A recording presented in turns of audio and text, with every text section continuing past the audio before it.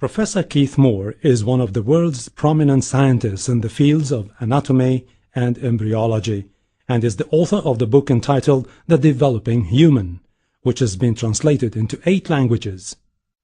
The book is considered a scientific reference work and was chosen by the Special Committee in the United States as the best book authorized by one person.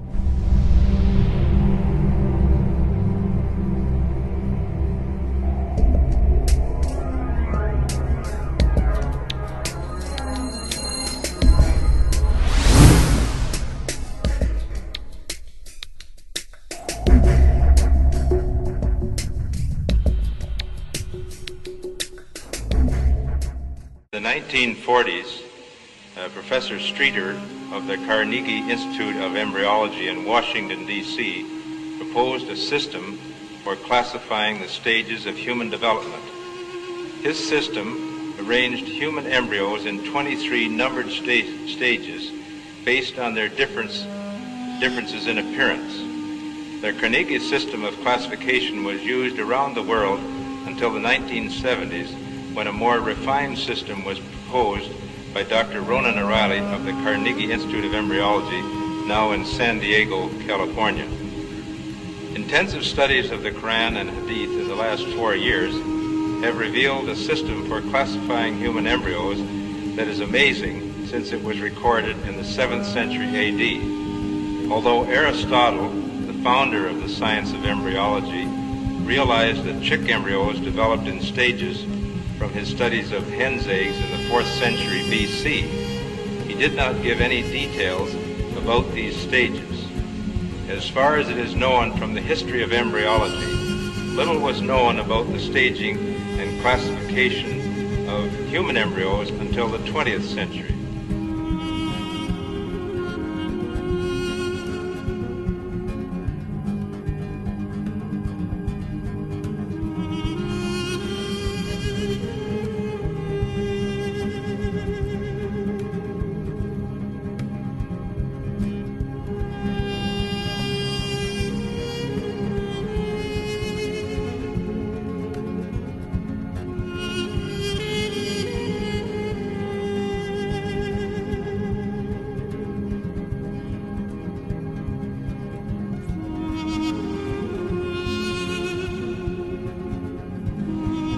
First stage is Adaph, and you'll have to apologize my pronunciation.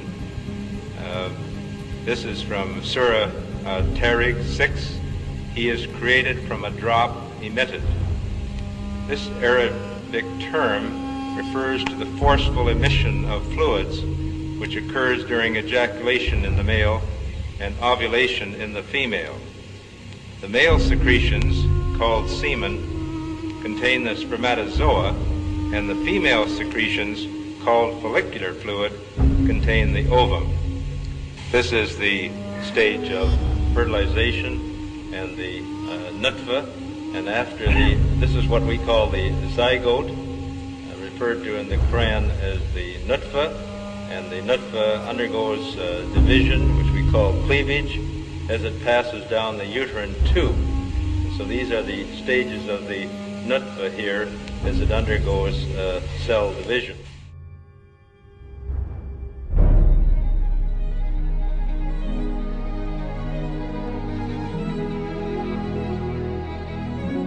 Another important aspect of the information mentioned in the verses of the Quran is the developmental stages of a human in the mother's womb.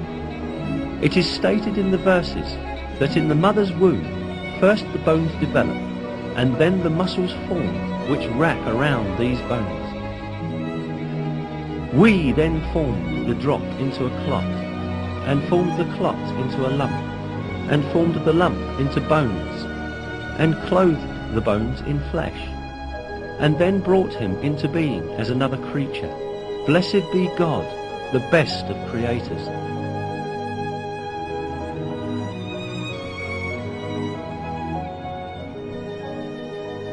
Embryology is a branch of science that studies the development of embryos in the mother's womb.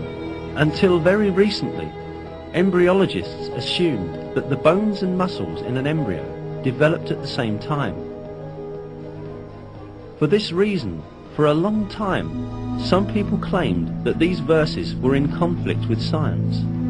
Yet, advanced microscopic research conducted by virtue of new technological developments has revealed that the revelation of the Quran is word by word correct.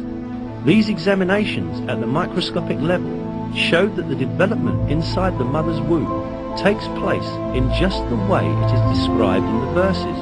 Obviously, life begins at the moment of fertilization when a single sperm fuses with an ovum to form a one-celled embryo or zygote. At this moment, the ultimate character of that new individual is decided. The Quran recorded these facts 1400 years ago.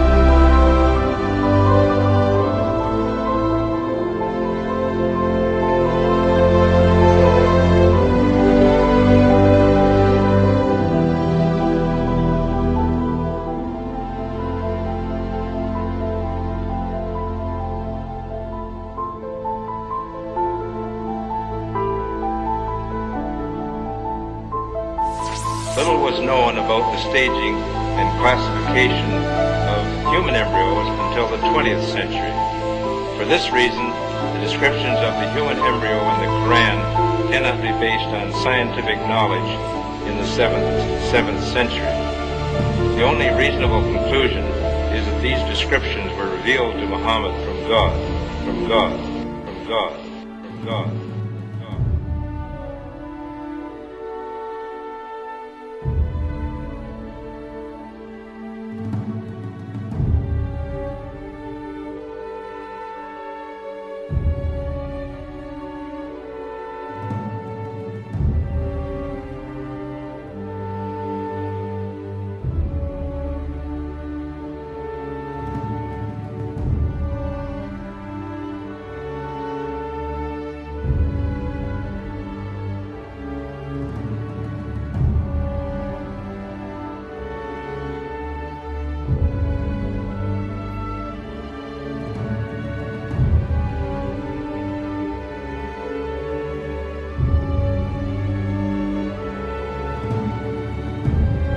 Then we made the sperm drop into a clinging clot, and we made the clot into a lump of flesh, and we made from the lump bones, and we covered the bones with flesh. Then we developed him into another creation. So blessed is Allah, the best of creators.